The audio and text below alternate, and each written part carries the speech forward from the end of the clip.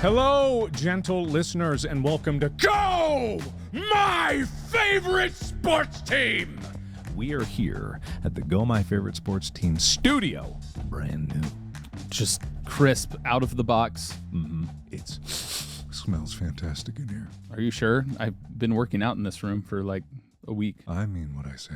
Oh, you like the Smells smell of... fantastic. Oh, sweet. Eventually, this will become the hub of all of our sports-related content. We have desks, we have walls, we have acoustic foam. And fancy blanket-like curtains. Yeah, sound reducing. So if it sounds a lot better, it's not because we got better microphones, it's because we got better room. And eventually we'll have a TV up there, and we might explore the possibility of live streaming at some point in the very near future. You'll just have to stay tuned for that.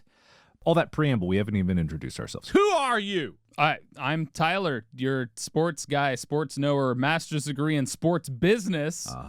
That studied a lot of sport throughout his career, education, and life. Good. I am Mark, also known as Markiplier, not a good knower of sports until today. This is the one sport where for sure you know more than I do. Which is weird to say. I don't know if I know more than you do, but I probably have studied it up more than you have. You've definitely watched it more than I have. When I was really little, I actually had a punching bag and boxing gloves. Yeah. And so I learned and did stuff like that. But I mean, we've watched the same boxing movies, but you have definitely watched more actual fights. Yeah, and spoiler alert, this episode is about boxing because just yesterday, as of this recording, or the previous Saturday, as of you listening to this, an event went down. A really cool one. A very cool one called the Creator Clash. Which, honestly, I hadn't really heard about until we went to Ethan's show, which, by the way, is fabulous. Yes. And I talked to Aaron about it because he was literally traveling the next day to go participate in this event. Yeah. It's the Creator Clash was formulated by one iDubbbz and his wife Anissa. So they coordinated the whole thing all for charity, where they got a bunch of different creators. And this is not a new concept, weirdly enough to say. Right. But it's not exactly a common concept of a bunch of influential type people. I'm doing air quotes here. Not to be disparaging to the people who participate in this. This is because I don't like the term influencer. Yeah. We're content creators, get together and box, which is such a strange timeline that we're in that this is now becoming a common thing. Well, especially considering the entire point of content creators is entertainment. Yes. And boxing is a form of entertainment, but it's a form of entertainment that is kind of without insulting it, it's kind of like the root of Neanderthal fights. I think that sounds a little insulting no matter what. No, but it's it's combative. Yeah. Combat sports is a whole category that we have not explored yet. Right, and it goes back, to me, I honestly believe that combat sports are the original sport. Yeah, absolutely. Just brawling, forming a square. Me not like you. Me want buffalo. My buffalo. Me want big animal. Me want that tent. Me want that hair. Oh, me want that body. This isn't becoming a fight anymore. I don't know what that became. But yeah, so I'm not a boxer. I don't want anyone to get any misconceptions. I'm not sprinting into the ring. I don't have any desire to be punched in the face. But what I have done throughout my life, weirdly enough, is I have a habit of not only watching boxing movies, which is not true boxing, but it's true to the heart of the sport. I think it really captures the courage it takes to get in the ring and the concept of how much can you take and keep moving forward, like that quote from I believe it was Balboa. And what I also have done is watch a lot of fight breakdowns. For some reason, I just find it very entertaining content, and I've always enjoyed the idea of observing boxing. So I know a lot of the rules, and I know a lot of the strategies, and I know from a purely observer standpoint, I'm not an expert in any of this, but I know good boxing versus bad boxing versus good showmanship in boxing, because as with many sports, as I've learned on this podcast, sports is entertainment, and you are putting on a show for people, and there's a dichotomy between being an athlete and being a showman and trying to be in a world where you have to be both, and you have to adapt to that on a conceptual level. But the Creator Clash! I'm hoping Will puts in lightning every time I say that. The Creator Clash! happened just yesterday, and I just want to say it was fantastic. Unfortunately, I wanted to watch it so bad, but when I found out what time it was... Yeah, you were live streaming at the same time. Yeah, I was on a show, tabletop RPG show over on Roll For It, where it's a drama-based thing. Honestly, I'm going to spoil the whole thing for you, but if you did want to see it, you can see the replay afterwards. I did watch a video of Ryan's fight. Yeah. Oh, you saw that fight. That is one I want to talk about in great detail. But in addition to the other ones, I kind of want to like go over these things. But just before we dive into the depths of this, I do want to say Ian actually asked me if I would fight in this event, and I couldn't because I was working on space. Right. He asked me way back in November, and I knew that there was no way that I was going to be able to do it. I was also going through some other stuff that I'm not going to get into now, but it's just like I knew the timeline would not line up with how much work that I had to do, and I know that sounds like an excuse, but truly, to get in any kind of shape to do boxing, you need to commit yourself, and that's what all these content creators did. It's a lot of conditioning. So would you have if you had the time? I still don't think I would have. I don't want to just use the excuse that I didn't have the time. Like I said before, I don't like getting punched in the face. I'm not eager to get punched in the face. I know all the people that are like, but you're a masochist, are like clutching their pearls right now. Like, oh, no. It's like, no, I really don't, because I value my brain, and, getting punched in the face is, it's not pleasant. Have you been punched in the face before? Yes. I've been punched in the face once, and I didn't like it. So I'm okay with that one experience. But also, I felt bad because afterwards he asked if I could be like an announcer in it. And I feel like I would have wanted to do that. Hopefully next year if they do it again, I would totally be down to do that. I would love to do that as well if I can throw my hat into the ring. Yeah, I mean, honestly, because it's just fun. And like Critical and the other guys who are doing the announcers on there, they did a great job. I don't want to get there. Like, right. Critical had some fucking zingers. He said during the Aaron fight, I remember very specifically, it was like, Aaron's throwing punches, Harley is throwing grand pianos. It's just a very good quote. He had some very good quotes throughout that night. And I don't want to say like the people there did bad, because it's like they didn't do a bad job, but like I felt bad because, again, that particularly was just because my schedule would not line up. Also, just like going into that, I will fully admit I was worried. I worry about people that are not accustomed to boxing getting in the ring and getting hurt. Yeah. Because that's a problem. It's like asking an amateur whatever. And I don't mean amateur disparagingly. I mean literally not a professional, which is anyone that like is not a professional is an amateur if they're in the sport. But imagine you threw like a high school football player into a NFL game. Oh, 100%. You worry about them getting hurt. Yeah. They'd have fun and it'd be great to see, but they could get hurt so badly. And that's the thing about boxing is like what a lot of people need to understand. Boxing is a sport that you can not only get hurt in, you can die. I mean, that's a big part of why there are weight classes, because if you have somebody who's 100 pounds fighting somebody who's 250, there's a lot more power behind that punch. Which honestly, speaking to the quote, that pretty much happened with Aaron and Harley's fight. We'll get to it in more specifics when we go down there, but Aaron he's 6'2", and he weighed, I believe, around 210 when he fought, I think it was. Harley is 6'5", so taller than Wade or Bob, and 270 pounds, and he lost weight to get in that fight. He had 60 pounds on Aaron. I mean, 5 pounds is surprisingly a lot, especially when people know how to throw their weight behind a punch. Oh, yeah. 60 pounds. 60 pounds. Imagine I had a 60-pound medicine ball, and I threw it at your head as hard as I could. Yeah. That's not what that punch had fully, but if Harley put his whole weight behind that, it would have that and more coming straight at your head. That's dangerous. I'm not saying like, I'm not trying to be like super protective, but I'm just trying to give everyone an understanding of like my qualms about things where people who are inexperienced in a sport suddenly being thrown into a ring. Well, and this isn't the only sport where weight classes are a thing. People will size out of youth sports because they're too heavy, especially in football. That's why wrestling has weight classes. Yeah, wrestling, which you and I both did. And very strict weight classes, too. There was like 8-pound gaps between some of those. I definitely wrestled up a couple of times, but for the most part, like it's significantly different because the amount of muscle mass you're able to have per pound it's outrageous. It's crazy. The difference in 5 pounds of muscle, like people don't understand the difference that makes. Or like say you lost 5 pounds of fat, or you lost 10 pounds of fat and gained 5 pounds of muscle. You're still going down, but your strength and speed and ability to move that way just went up exponentially because you lost overall weight and gained the muscle to move it faster. It's like the dynamics of a few pounds means a lot. Yeah. Which is why 60 pounds.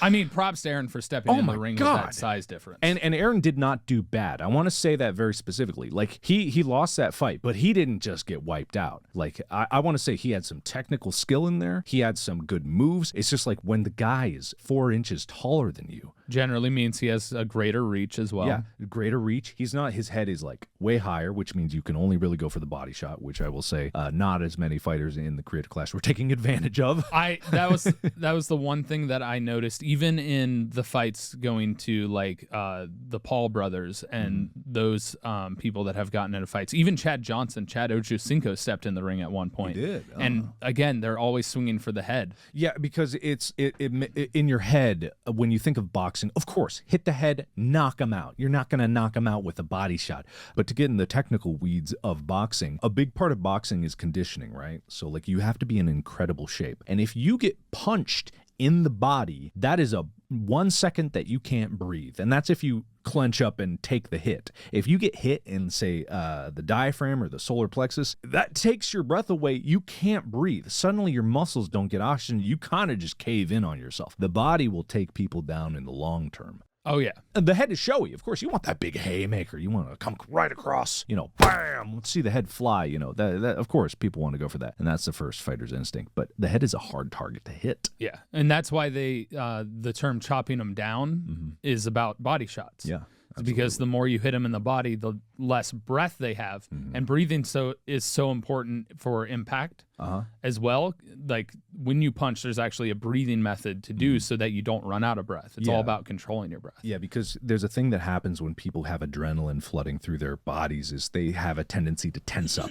Everything about them just like squeezes and they end up holding their breath. Yeah. So like you get someone like everything tightens up and they can't breathe anymore because they're only prepared to fight for like 10 seconds. They're not ready to go 10 rounds at 3 minutes, or in the creative clash it was 5 rounds at 2 minutes, which still is tough. Oh, it's a lot. There were so many people that were like, only 5 rounds, only 2 minutes. Try going 2 rounds full out with someone trying to beat your skull in for 2 rounds at 2 minutes. You will be on the floor dead if you've never done that before. Oh, yeah. Yeah, boxing will wipe you out in ways you don't even understand. But anyway, enough of that nonsense. I'm not often on this side of the table. It's so interesting, right? Yeah, no.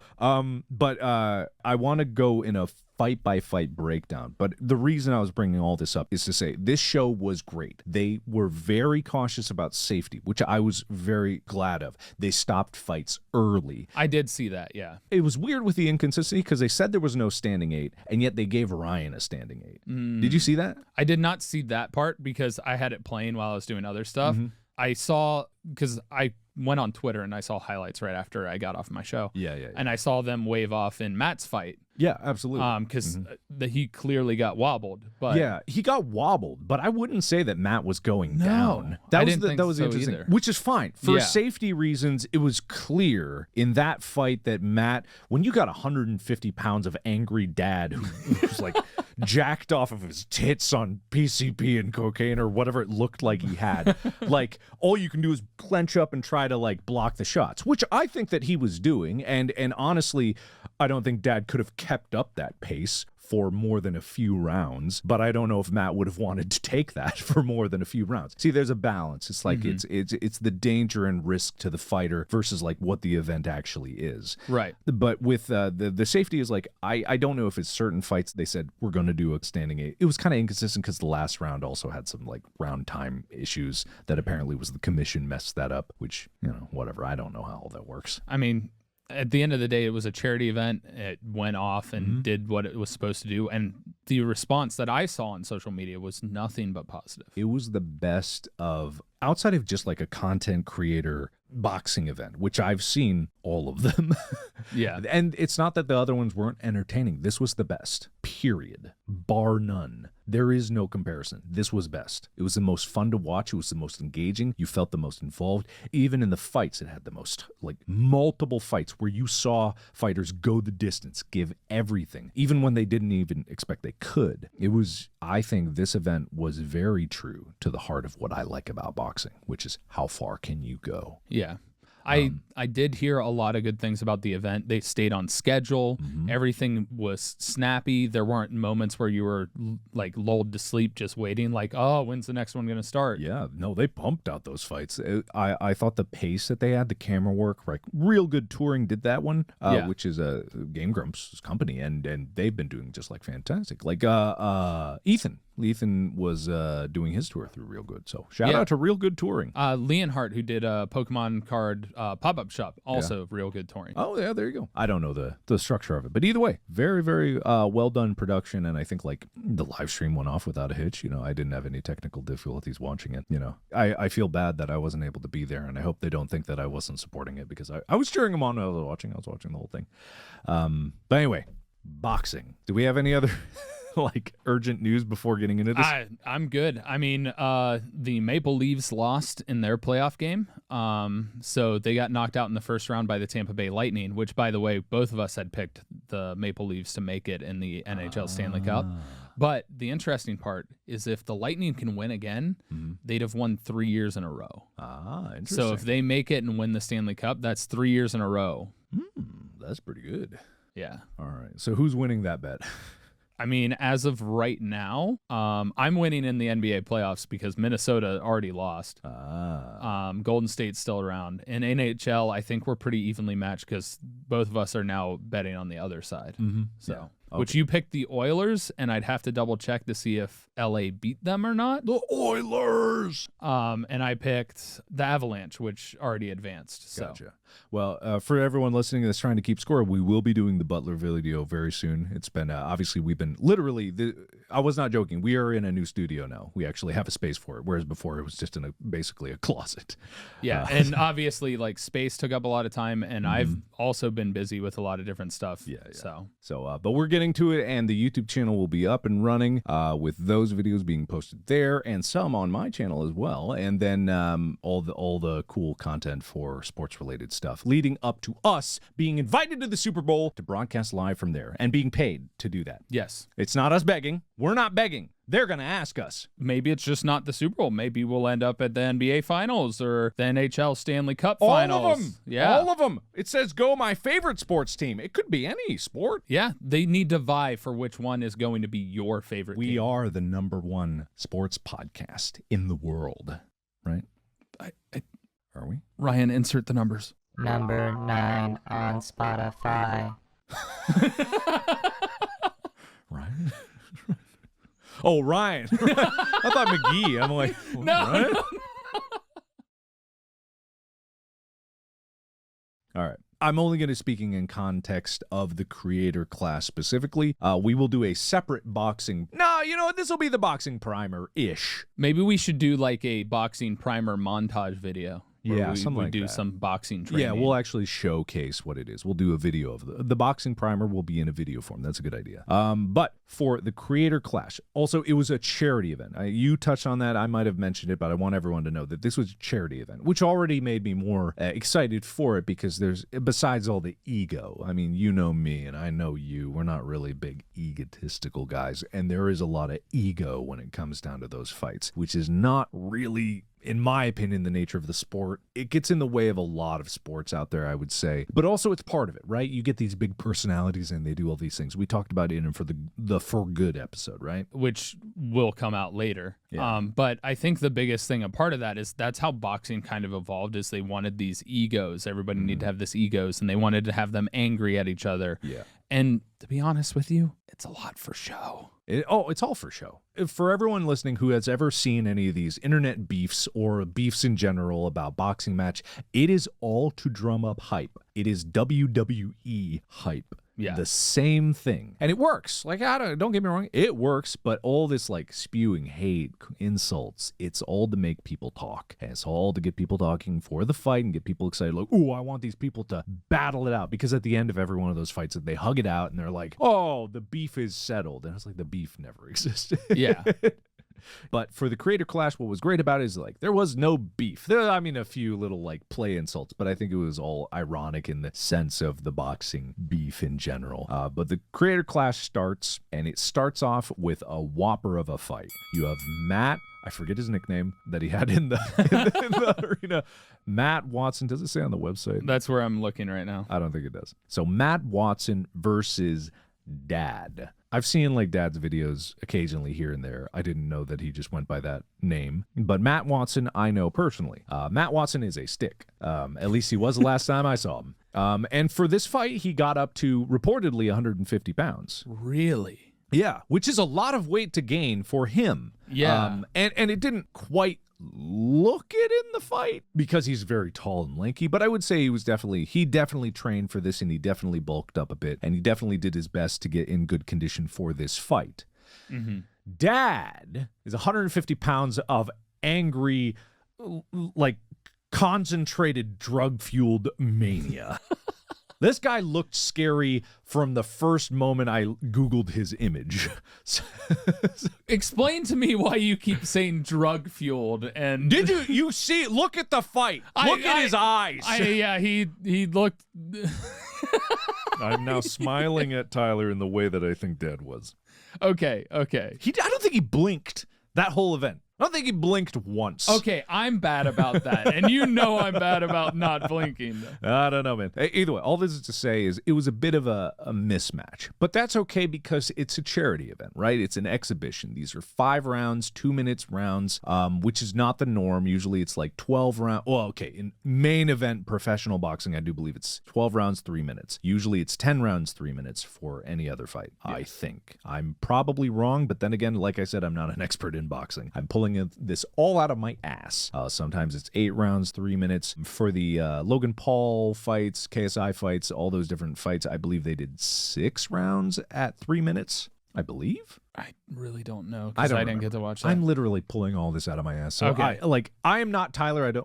I have professional boxing bouts may be scheduled to last from 4 to 12 rounds of 3 minutes duration. Mm-hmm. So each round is 3 minutes. Yeah, okay. So that what I was trying to say is like it varies, which that corroborates. It could be 12, 10, 8, 6, whatever the participants agree on is usually what like it is. For exhibition style, non-professional boxing, which is what this was, you could do whatever you want really.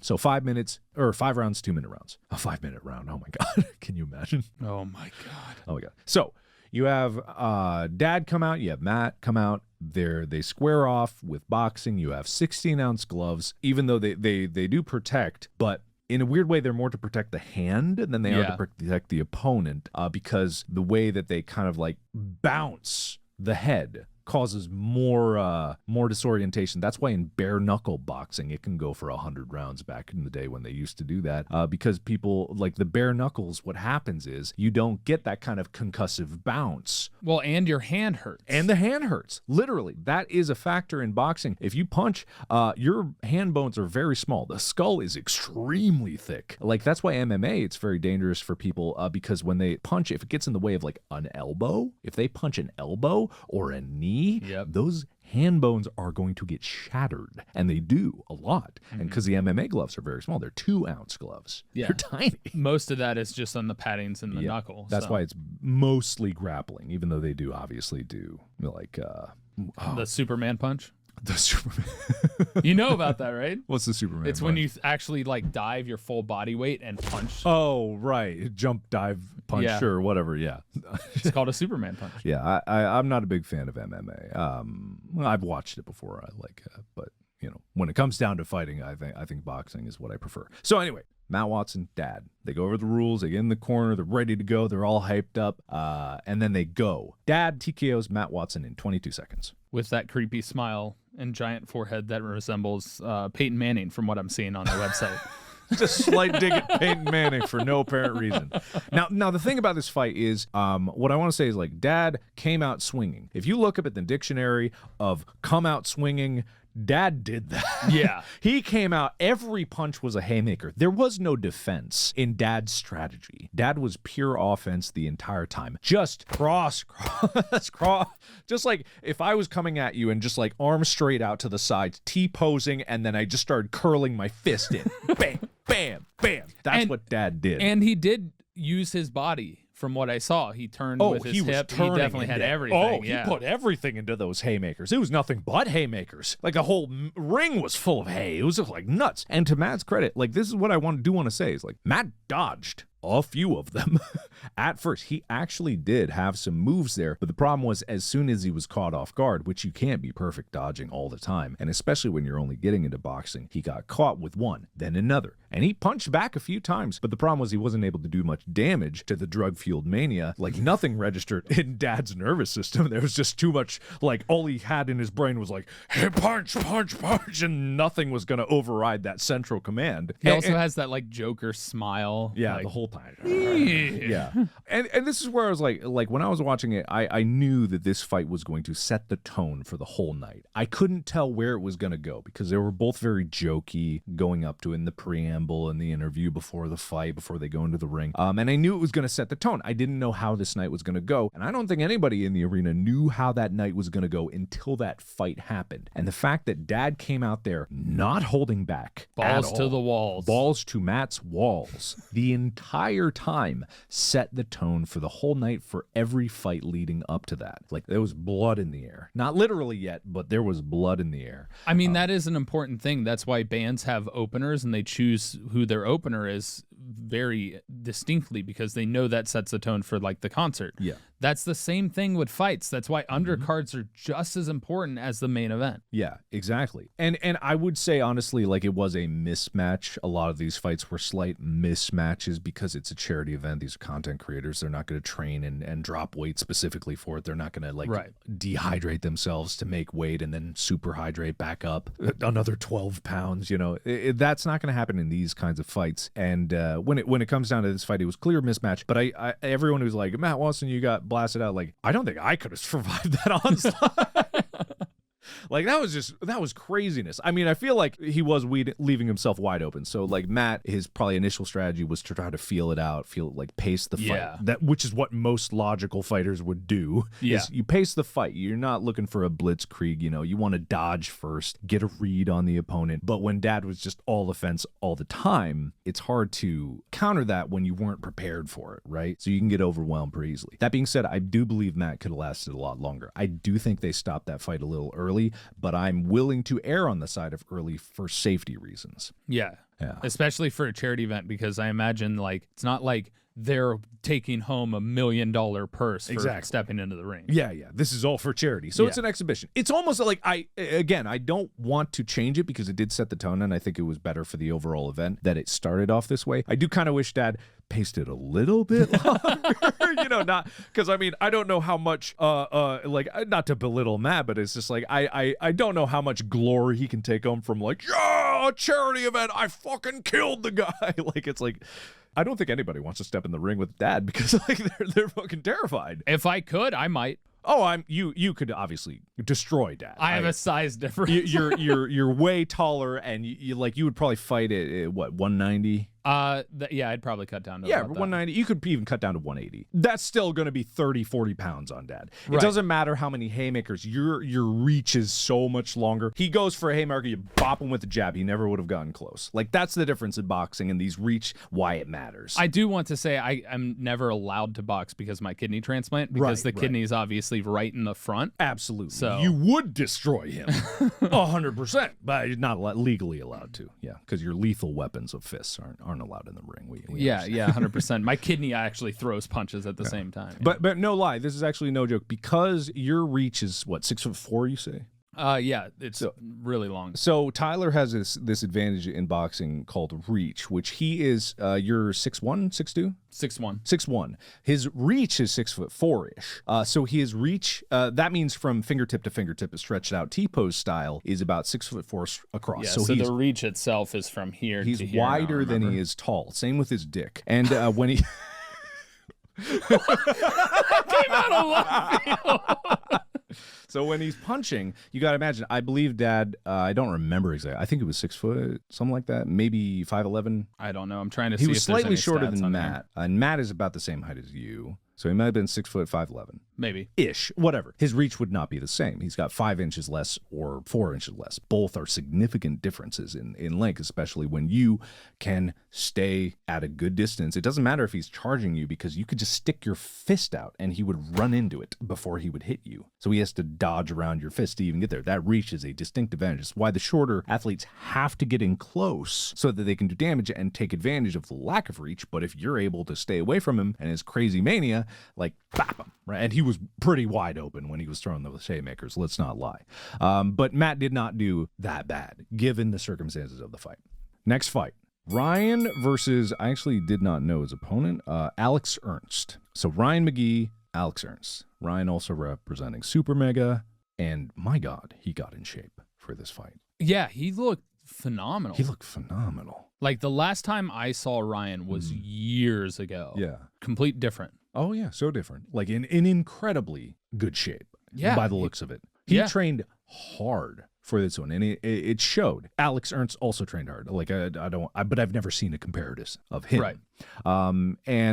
So when they got in this fight, obviously just coming off of Matt losing in 22 seconds, that, when I mean set the tone, this is how things like this affect other fighters, because now Ryan, the other half of Super Mega, knows that Matt just got his ass beat, or at least it looked like that, probably technically like that, just before him. So he has to not only prepare for his fight, but he's got that weight suddenly on his shoulders. Like, okay, people are like, all right, you got to redeem Super Mega, you can go out there. Yeah. In addition to everything else of the pressure of fighting in front of 10,000 people. Exactly. It's tough. It's tough. Like, it's tough for anybody. But he went out there, and he seemed cool and collected, like both of them did. And this is kind of the other factor of when it comes down to amateur boxing and people that have not been in a real fight before, is it becomes very real very quickly. And this fight got very real very fast. And that's all due to the tone that was set in the previous fight. The brutal nature of that fight kind of is burned into my head. Because number one, like I care a lot about Ryan, and seeing him get punched in the face like makes me mad. I was fucking livid after, Matt lost the other fight. I just want to meet Dad in an alley. Show you haymakers. But what it comes down to is Ryan showed what I love about boxing, which is heart and an unwillingness to give up. He ate some bombs. They were fighting at, I believe, cruiserweight, which is 190. They were both like around in the 180s.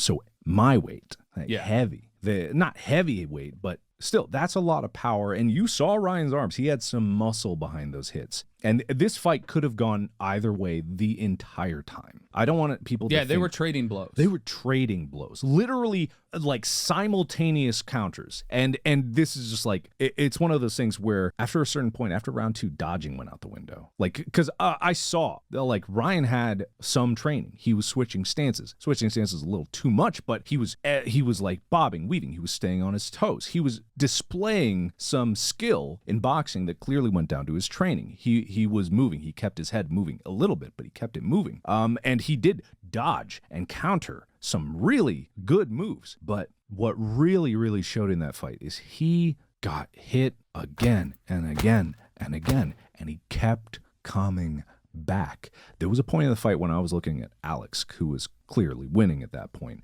Alex, this is what I think. Alex couldn't fucking believe Ryan was still coming at him. That's what I think, because there was that one time when Ryan went down, and that scared me. Like, not gonna lie, he went down, and he went down floppy, and that's not good in boxing.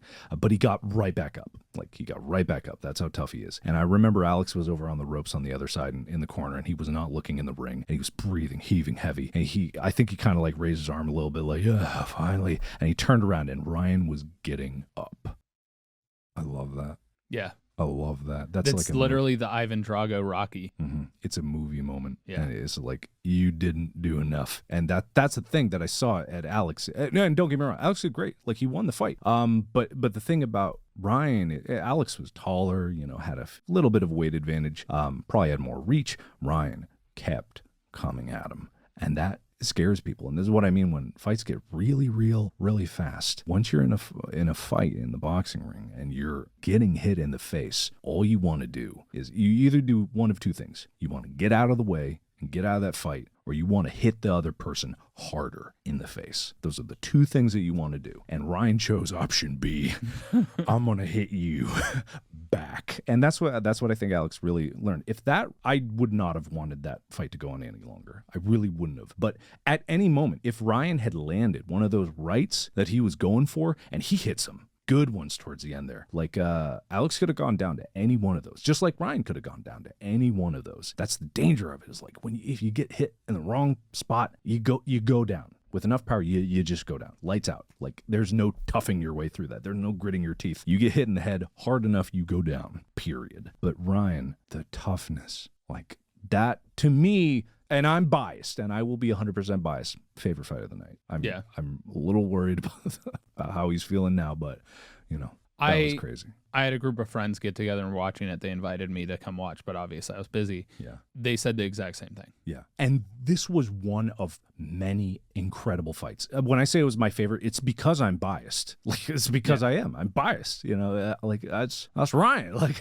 I mean, that's the craziest thing is when I met Ryan, I would never have pictured him as being that guy. Oh, I always knew. See, he was always just so silly and goofy and everything. Like I didn't get to spend a lot of time with him. So yeah, I mean, it's been a while since I had a good conversation with him, but just like that, I saw exactly the Ryan that I knew on that night, and that was wonderful. Yeah, I was incredibly proud of both of them, of Matt too. That's why I'm saying, like, I kind of wish they would have gone longer in the first fight. I believe Matt could have taken it more, but again, for safety reason. And that's also in the second fight. Like, they stopped it so short the first one, they let it go on so long in the second one. They gave Ryan a standing 8. They counted him, and it was just like they let him get up. He went down on that, man. He went down, and they stopped fights before the whole night when they were just like getting clobbered and not even down yet. For safety, again, I get it. But also part of me was just like, oh my God. Part of me wonders if that was a conversation they had with the fighters before the fight. It could have been. Yeah. And at the same time, like, I want to say this first and foremost, it takes a lot just to step into that ring. Oh my God, yeah. Let alone taking a punch, everything else that went on in the fight, to have the cojones to step into a boxing ring and be like, all right, I'm going to throw down. Yeah. Takes a lot. Yeah. And again, like I said, I'm biased. Alex did great. Like, both of them displayed some training, right? None of these guys are experts at boxing. Like, Dr. Mike was probably the most trained of all of them. He's been doing it like for 10 years. Breaking the Hippocratic Oath, I heard said numerous times. Yeah, there's many jokes. But when it comes down to these guys, they've only been training for months, not even a full year for most of these guys, for pretty much all of them. Not even for a full year of doing anything. If you were like playing piano for a full year, would you consider yourself good enough to do a concert or a concerto or something like that? No, I played piano for like 3 years when I was younger, and I never felt that way. Yeah, that's the level that these guys are going. Except instead of that, it's 6 months, if that. Yeah. And so, like, kudos to all of them for stepping in that ring and giving it their all. And they did give it their all. So that fight, oh my God, that might be one of the best boxing matches I've ever seen in my life. As far as when it comes to grit, heart, pushing, like giving it all. Chef's kiss. Next up, let me talk about internet comment etiquette versus DJ Welch. Welsh.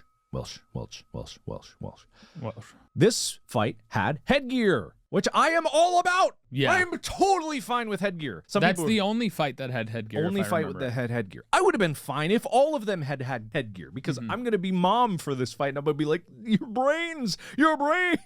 But I get it for like you're only going to do this once. You might as well go all out. I get it. But this fight had headgear, and with this fight, they were heavyweight, right? Yeah. The reason I am more okay with headgear with this one is because you could be huge and out of shape. You could still kill someone. Yeah. By punching them. Like, it doesn't matter how tough you think you are. If someone who is 220 pounds punches you in the head, it doesn't matter how in shape they are. They're 220 pounds. That's all that force. They get a good hit you, they can kill you, or they could do damage. So headgear, I'm fine with.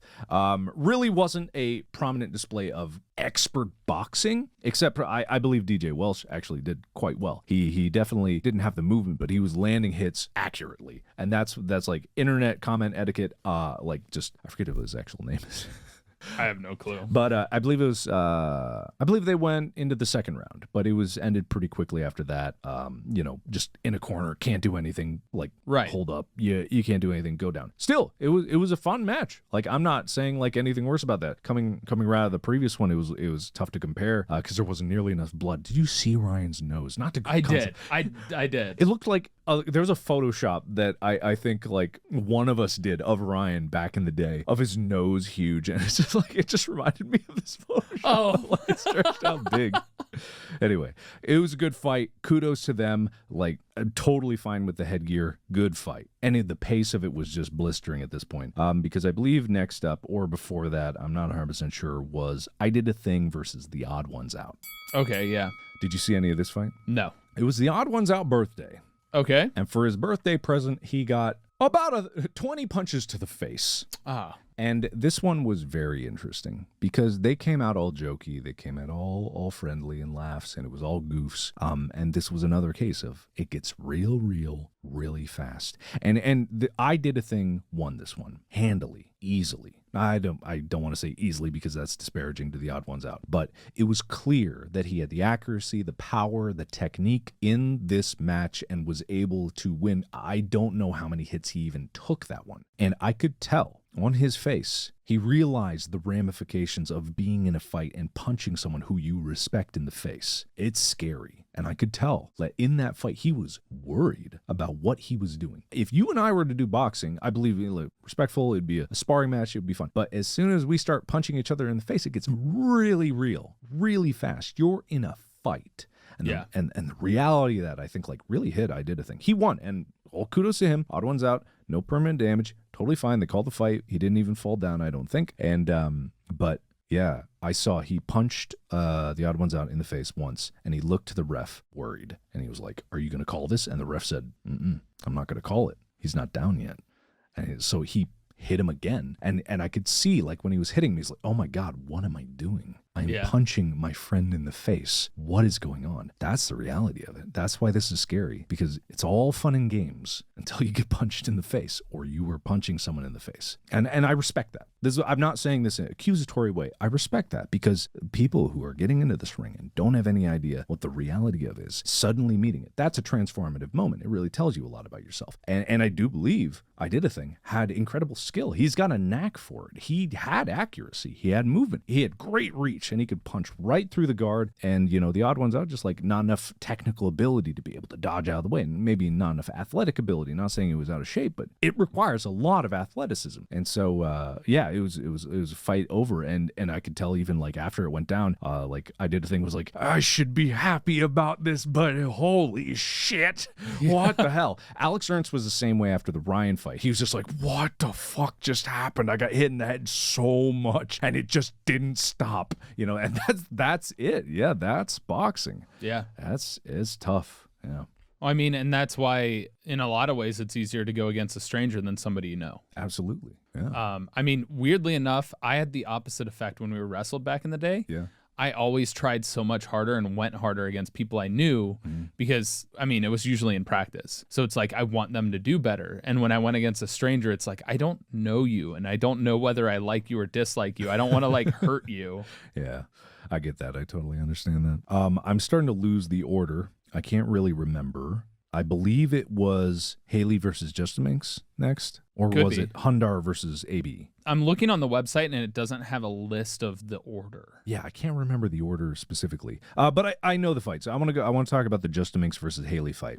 This one was again one of my favorite fights. Did you see this one? I saw a bit of it, and it was mainly the fact of seeing Justaminx smiling. Yeah, no, she went mad halfway through that fight. Like I could see it. It's kind of an interesting thing because Haley was a last minute addition. Like I don't know how much training Haley had, but Haley showed a lot of really good boxing skill. Like actually, it was hard to compare when you lose, right? But I tried to look at it objectively. Haley kept her guard up the entire time. Haley was executing good movement. It's just like a few missing pieces to the strategy, like with that big right, no counter to it. So what would happen is Haley, who was shorter, would come in trying to fight and engage. Justin Minks, obviously, guard completely down. There was no technique at Justin Minks' strategy after a certain point. All Justin Minks had to do was wait for Haley to walk into range and then throw a punch. And Haley didn't have an answer for that. Later in the round, did start to block that right with her left glove. You did see that, but when you take 5 of those, it starts to rattle you after a while. But this fight was crazy because it almost went the distance. I think it got stopped in the 4th round, and you could tell Haley was tough as nails. So was Justin Minks. They were both tough because it's not like Justin Minks got out of that with no damage. I think Justin Minks said that Haley punched out her contacts in like the 2nd round. Oh, wow. So she couldn't see. And it's just like this kind of delirium sets in after a while. But Haley was definitely more athletic. Was able to keep up. Like by the 2nd round, Justin Minks was starting to get winded. Haley was still composed, still locked in, tight, gloves up and front. The problem, gloves up and front, like didn't leave for the sides to block, but up in front, up, ready, punching accurately, doing a very good job. But there was a height difference and there's a weight difference. And so like having that disparity does create a disadvantage. Haley can't put as much power in her punches as Justin Minks has. It's not like she wasn't putting power in, because I bet Justin Minks was feeling those punches. But when you start to tire out, the punches get weaker, across the board. You could see it in Justin Minks. Justin Minks was like pretty much slouched over by round 3 and then fully floppy by round 4. But that's when the loopiness set in, and that's when it got scary. Like I imagine like that's part of it, but Haley never backed down that whole fight. Even at the end, they called it TKO, standing TKO, and at a good point, because at this point Haley had blood gushing down her face, but looked like a warrior the whole time. It was a very, very fun fight to watch, not to box, I bet. But man, again, hard in that fight. And to jump into this, I believe just a few weeks before the event started, to just be like, I'm boxing, I guess. Here we go. I don't know how much like previous experience with Haley, but I would not be surprised if there was a good bit. Yeah. Given what you're telling me, she probably had done some training, maybe even before she decided to join the event. Yeah. Even if it was just like cardio training, cardio boxing, stuff like that, which is totally valid. Yeah. Good fight. And then just there was another. There was one after another. One, and think that's the first time we've ever seen a female creator fight. Was it? I believe so. There were talks of other ones, but I don't recall there ever being one. Was it? I thought during the first Logan KSI thing. Not that I can recall. Huh. Maybe. Which kudos to them. Honestly, like just as entertaining. That's the thing about like women's sports. It's like just as entertaining. 100%. When I watch the CrossFit games sometimes. Yeah. And whatever you think about the CrossFit, community as a whole, that's your opinion. The CrossFit games, the actual event is crazy. And honestly, I like watching the women events just as much, sometimes more, than the men's events, because it's just athletes. Yeah. Like, that's it. And they're fucking going for it. They're going for it. The crazy athleticism, the crazy feats of strength that they do. It's nuts. Yeah. Next up, Hundar versus AB of the H3 podcast. I don't know if that's like part of his name. It is on the website. It is on the website. This fight was fascinating. I don't know these guys, so I can't speak to their histories or stuff like this. This was probably the most true to technical boxing fight of the night so far. What I mean by that is they showed the discipline, the movement, the kind of like training that I would see if I were watching a professional boxing match. Okay. I'm not saying they were perfect in their skill, but you could definitely see they started the match off slow. They were testing each other. They actually tested reach. They were moving, stepping. AB was much better at circling Hundar. And that's so staying off the ropes. Mm-hmm, exactly. I had not seen that up until that point, because it's just like a slug match, right? But AB was constantly moving to match Hundar's repositioning. So Hundar was pushing forward, or actually was most of the time standing stock still, and like you move me. AB was moving around all the time, trying to stay off the corners, stay off the ropes, and try to like get an opening, because that's one of the ways you create an opening. You step to the side and then come in from that side, or feint that way. It just creates some dynamicism in the fight, so it's not just like too... Well, yeah, because the person has to rotate their guard to match your position and if they're late on that, you have an opening. Or if you can fake them to go one way, you can come in the other. Yeah, you rotate, change your stance. They have to adapt, shift their weight, catch them on the back foot, as is a saying in boxing. So anything you can do to create an opening, like in wrestling, the same thing is like anything you can do to create that opening to catch them half a second off guard so you can create an opportunity out of that. That's what I saw. And definitely the boxing itself turned into a slug match later on in the fight. I'm not saying which usually happens in most boxing matches anyway, as you get fatigued, a lot of stuff, your arms get heavy. Yeah. Your gloves fall. People don't realize how hard it is just to hold your arms up, let alone be thrown. Like, take 2 5-pound weights and hold them out in front of you, straight arm, and try to hold it as long as you can. Even without weights, just hold your arms. Yeah, hold your arms out as strong as you can, or straight up, or something like that. It gets tiring real fast. Now do that for 10 rounds, 3 minutes at a time. It gets really tough. That's 30 minutes of holding your arms up. But this fight, it was good. It was straight up just good. It wasn't too brutal. I mean, AB took some hits, but he also hit Hundar back, and I think it surprised. They had that one round, I believe it was the third round, that AB had been knocked down already, and I think he got knocked down again, just barely. The first one was like a slip. It wasn't really a knockdown, but he got knocked down again, popped right back up, and then clocked Hundar. And it was one of those where he might have slipped, but I think that hit hurt. And it's one of those things where you go, ha, I'm tough, but you still get that moment you go like, yeah, but right back up. And to Hundar's credit, I'm not saying like he was a whiny bitch about it. I'm not saying that at all. He was tough as nails because he got right back up. But it was one of those things where I bet he wasn't expecting that. Oh, yeah. Because he just knocked down AB and he's like, hell yeah. Uh-oh. And then a fist is coming at your face. Like, I like that. It's like, you didn't get me yet. Boom. It ended up Hundar won that fight, and it was like evident. Like, I think that one was TKO. They stopped that fight, 4th round, I believe, because Hundar just got AB up against ropes. AB was completely gassed, and it was just like he couldn't do anymore. So clearly couldn't defend himself anymore. When you can't defend yourself any further, they usually stop the fight at that point in exhibition matches. But good fight. Very good fight. Next up, oh yeah, fucking Michael Reeves. Did you see? Oh, I saw a bunch of tweets that said Michael Reeves is a beast. Michael Reeves is a beast. I don't know if he's had a lot of training in the past or if he is a natural at boxing. He, out of everyone that night, had the most skill that I've seen out of all those fighters. And the number one reason was because he was moving his head. There's like staying on your toes and stuff when it comes to that. He was full on, like keeping his head movement. And I'm not saying like he was an expert. I don't want to say that at all because I don't know. He said he wasn't, and I fully believe that. But he had instinct for it. He might have just like learned some patterns of like bobbing his head left, right, left, kind of like keeping his head moving. It keeps your head a moving target, and it means that you're constantly in motion. So it's easier to dodge when you're already moving than it is from a complete standstill, inertia, all that stuff. And I don't want to say Graham was bad at all. Graham actually displayed in the initial first round. I think he took that first round. Graham did, because he came out offensive, and like Michael Reeves was just dodging very well, by the way. Took a few hits, but really like very mobile. Really showed that. Graham, stock steady, was able to like punch, hit Michael a few times, not able to land as much as he wanted, but he was charging forward. Second round changed everything. Graham was going forward. Michael countered, bopped him right in the nose, straight through the middle of the guard. I think that's what it was. Or cross. I don't remember. Because Michael Reeves was doing a great strategy that I had not seen. He was hitting the body. He was hitting the body. Who would have thought? Yeah, he had a combo. You do like body, and then when they go down to block the body, go head. Go head. Head's open. Bop. And that changed the whole fight. Like when he got that combo in, I think it was that combo. I can't quite remember now. But when he got that combo in, suddenly Graham not moving forward anymore. Backing up. Graham starts back up. Michael Reeves, being mobile, was able to take advantage. It wasn't completely over by that point because they traded a bunch of blows and whatnot. But, Michael Reeves just like displayed this accuracy. The speed of his punches was nuts. I mean, like, they're smaller guys, so of course they're going to be a little quicker, a little more jittery. But Michael Reeves, he said he didn't want to box again, and that's fine. Like, it's not for everybody, but he had a knack for it. It was crazy to see.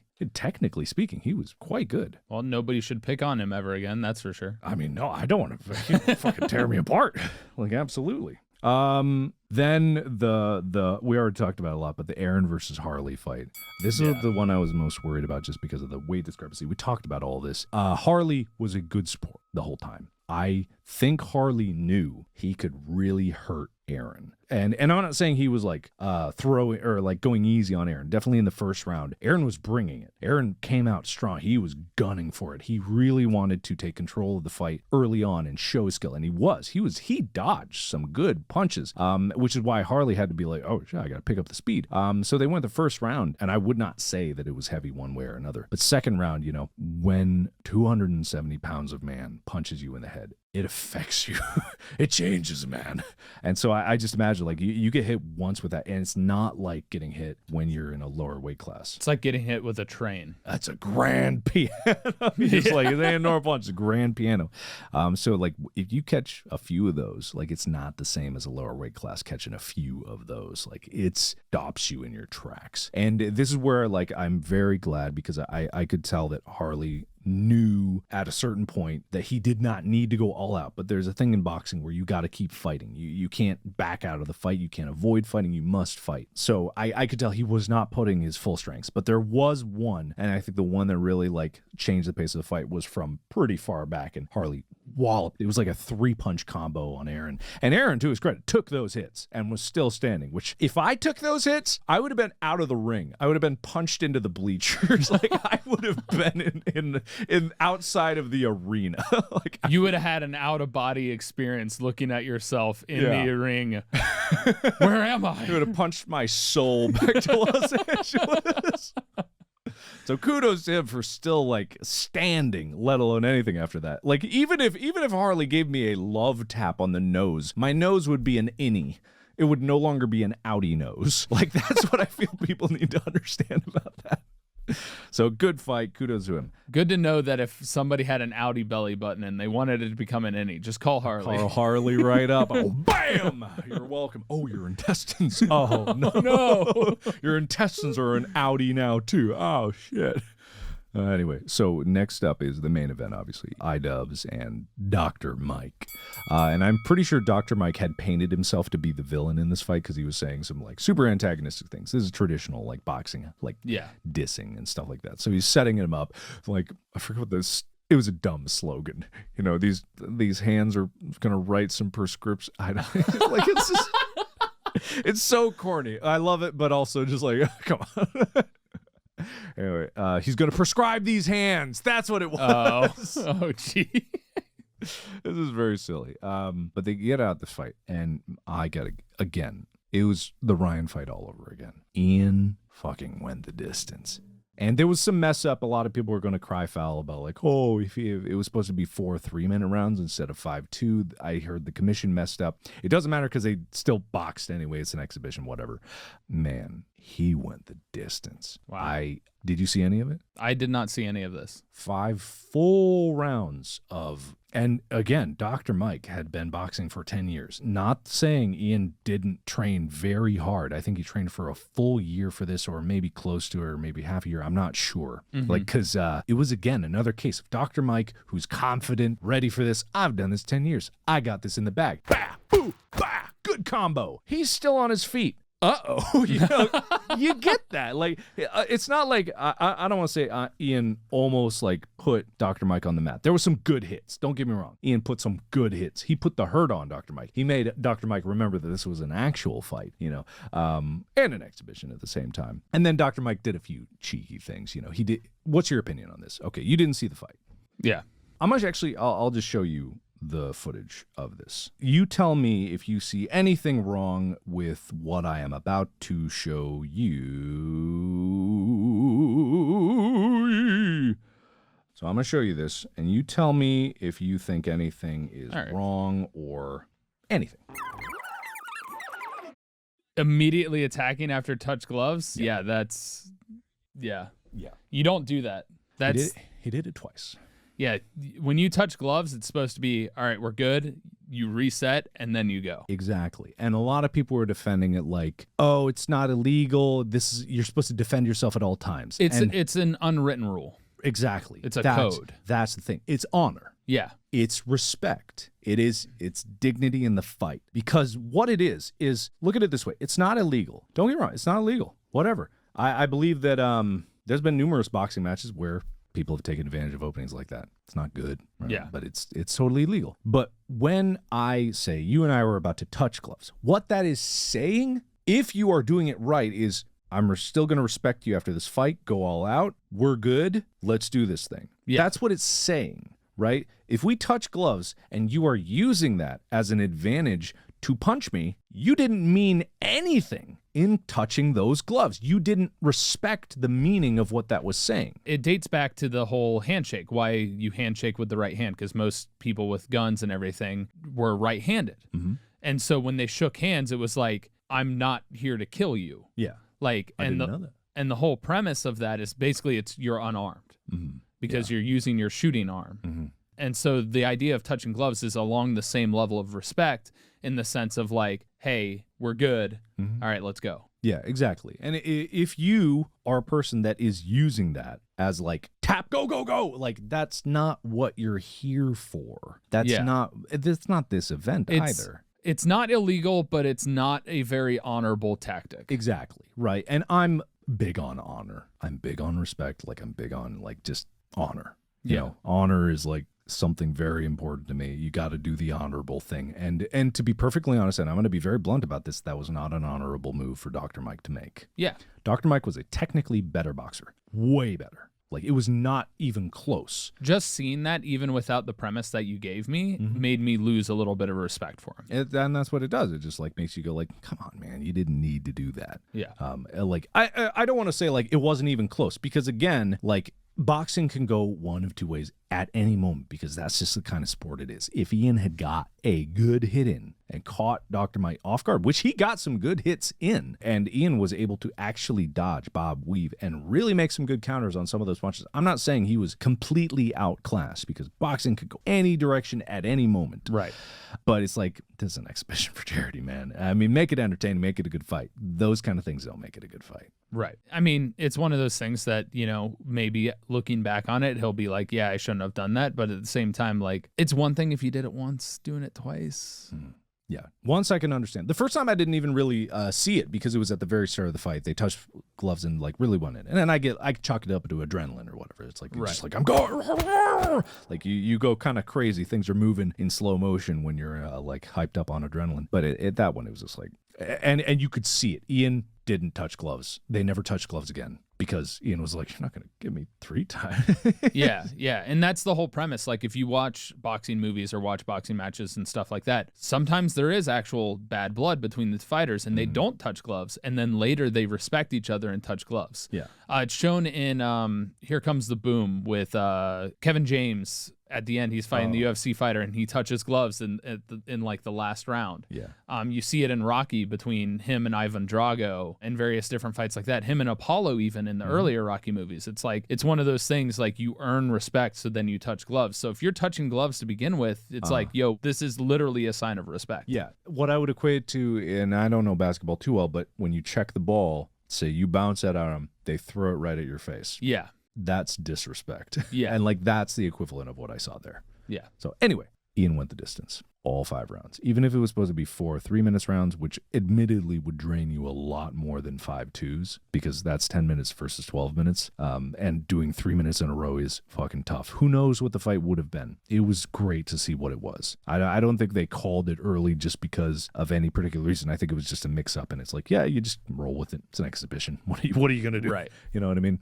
But when it comes down to it, that was so much respect to iDubbbz for doing that. Like I couldn't believe some of the shots he was eating and just keep going. You see the slow-mo when he gets hit in the head and it's just like you see his whole head get shifted a foot to his right and he just turns back and asks for another. Like that's badass, man. Well, and that's the biggest thing. You can tell a lot about a person in taking the first punch. Period. Because there's 2 responses: is get back into it or I'm scared. Yeah, that's it. And it's because it's the fight or flight response. Yeah. And so that taking those punches and like getting back into it with Ryan and what you're saying with iDubbbz and really almost every single fighter that was in this. You know, AB. Yeah. Like, you know, I think even Matt tried, at the beginning. Like, he took a lot of hits before. And he didn't even give up. Like, that's the thing. He didn't give up. No, I did see the ending. He kind of looked quizzically, and he's like, "Oh, okay." Yeah, that's the thing. Like, he didn't give up at all. He was still taking those hits. He was still there. That's the crazy thing is, like, because Dad would have tired himself out. You cannot go at that pace for the whole fight if the fight goes at this. But anyway, I won't talk about that. Right. Yeah, Ian, he went the distance. Like, and it was unanimous towards Dr. Mike, but to even get it to a decision, the only other fight that went to a decision like that was Ryan and Alex's. And they were fantastic fights. The event was fantastic. More people should know about that event, and more people should see things in boxing. And I'm not a professional boxer, so I can't speak how other professionals would view it. But to me, as someone who likes watching boxing and enjoys good stories in boxing and seeing the character building that happens, I loved that event. Well, and I've always loved like the amateur quality of a lot of different sports because, there's a lot of mistakes. They're not perfect. They're not trained perfectly, but you get to the meat of who that person is to their core. Yeah. And nothing more so shows that than boxing and other combat sports because when you're not great or you're losing, you got to pick yourself back up and just step right back into the fire. Yeah. And so, you can watch like youth basketball or young basketball but it's not the same. Yeah.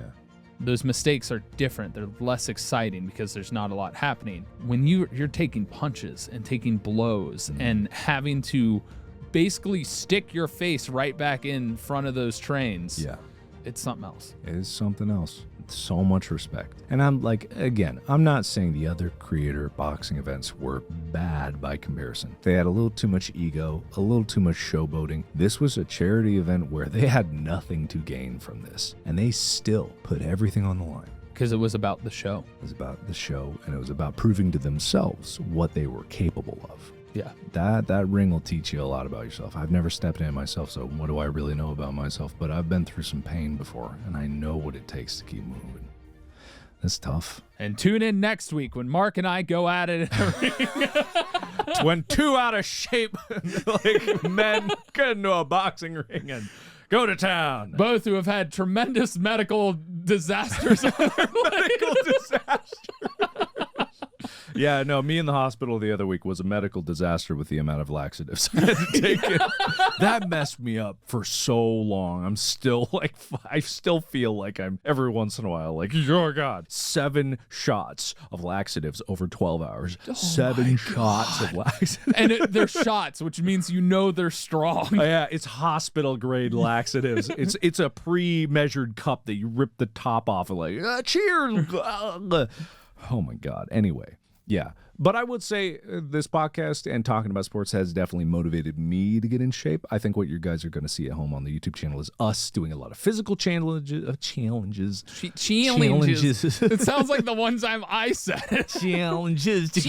Ourselves back into shape. So if you have some things that you would like to see us do, we have a subreddit. We'll have a Discord eventually. Hopefully, when you hear this, maybe I'll set it up tonight. Whatever. Sure. Yeah. I'll just go set it up. I'll set it up. Yeah. I'll put it out on Twitter, Do you want to put both Discords like together and they're just different channels? Yeah, let's just do a distractible Go Discord. Yeah, just a podcast Discord. Mm-hmm. Yeah, podcast Discord. And then when I get my 3rd mythical podcast that's under the 5th base and I dig it up from the ground and I ascend 15 feet off the ground, lightning shooting out of my eyes. And you assemble your elite quarterbacks and all the athletes with all the different parts of the legends of today and yesteryear. Yes. And then I get Michael Reed. Carry me on his shoulder, his mighty shoulder.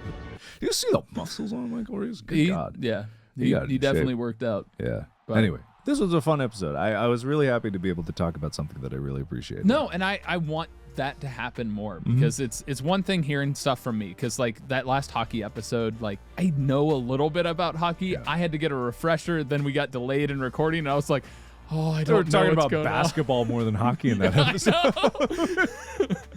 So stay tuned. There's more stuff going to be coming, and probably Mark will be bringing more to the table as this continues on, and it's going to be fun. Because there are some things that I am weirdly passionate about. I've never talked publicly about my love for boxing. I really haven't. Because when all the creator stuff started up, I'm like, I don't want to talk about it, because then everyone's going to be like, when are you going to fight? And I was like, I don't want to get punched in the face. Like, it's not my favorite thing. I don't want to do it again. I'm okay. And I don't want to punch anyone else in the face. That's the other half of it. I don't want to punch people in the face. Yeah, but all kudos to that. I hope they do another one next year. It will happen if you guys listening help make it happen.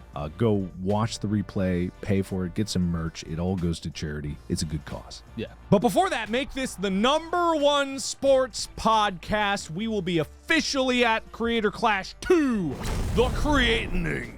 And with the official podcast and commentating galore, if they'll have us. We won't ask, but if they invite us. And same thing moving forward. We actually are starting to look into getting guests on the show for talking about different various things. I'm really excited about it. One of which is off the wish list is the first one that's actually interested. So. Oh, really? Who? Oh, we can't say. Bleep it out, Will. We'll bleep it out. I don't. You have no clue who he is, but it's a big deal. We watched a lot of his stuff when I was in high school and all that. So. Oh, that'd be super cool. But yeah, I'm pretty excited, and we'll have the setup hopefully for in person as well as remote, and we'll be having a good time with that. Get a kiddie pool. Yes. Yes, kiddie pool. Put KY Jelly in it and play KY Jelly Twister.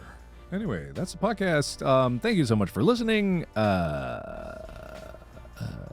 Tyler's stuff, you can check it out wherever that is. KY Jelly Twister. Anyway, subscribe, like, and pay attention for that Discord and the YouTube channel coming very soon. Indeed. All right, bye. All right, bye.